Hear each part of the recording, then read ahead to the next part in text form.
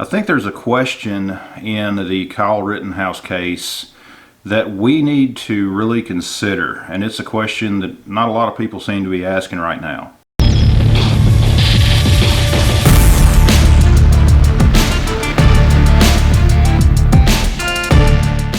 The one question that I think we really need to get an answer to is, why was Kyle Rittenhouse out on the streets of Kenosha in the first place? The reality is, the reason that he was out there is because he was doing what law enforcement was not doing. Him, along with the rest of the group that he was with, were out there on the streets trying to protect property, trying to help people that were hurt due to the riots and that sort of thing. And he was basically doing a job that the police were not doing, either by political pressure, the police being restrained by order, or whatever. But the fact is, the reason he was there is because the police weren't. I think that's a very important part of this conversation that is not being had. Now, I do know that a lot of these cities, we are seeing depolicing. We're seeing a lot of controversy around the police departments for various things.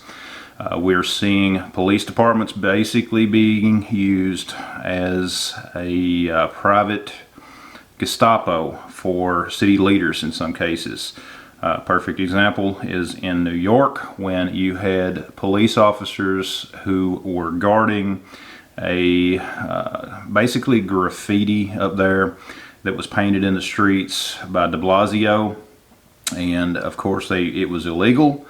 The police were there protecting it. You know, that was done contrary to everything, their own laws up there. And at the same time, not only were they protecting something that was done illegal, they were also illegally forcing businesses to close in some places. So I think it's a good question to ask. What really is the root of some of the problems that we're seeing?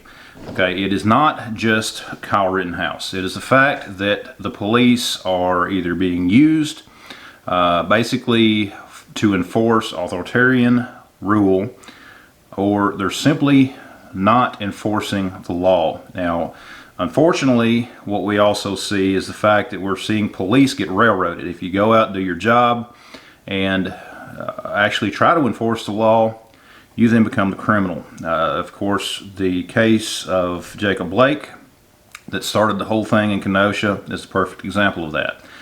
You know, those officers were ridiculed for trying to stop someone from taking a car that had someone else's child in it, and he had a knife. That is not questioned any longer, and that's what started the whole thing.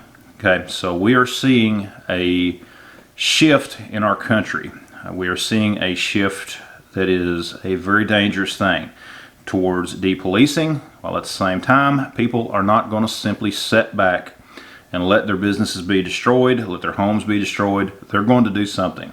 And that's why Kyle Rittenhouse was out there on the streets of Kenosha that night that the events unfolded. It's tragedy, but at the same time, what else are we going to do? Are we going to sit back and let the mob simply overrun us, or are we going to fight back? Unfortunately, those are the questions that Kyle and his group were forced to ask themselves. They knew the police weren't there, so they went out there themselves. That's where we are. That's where we are in this country. But guys, this is just a quick video that I wanted to do. Share your thoughts down in the comments below. Again, we do know that the police, for whatever reason, whether they were ordered to stand down or whether they simply just did not go in there, they weren't there. Anyways, guys, thanks for watching. Be sure to check out the rest of the videos on the channel. Be sure to visit my website at boomsticktactical.com, and we'll see you next time.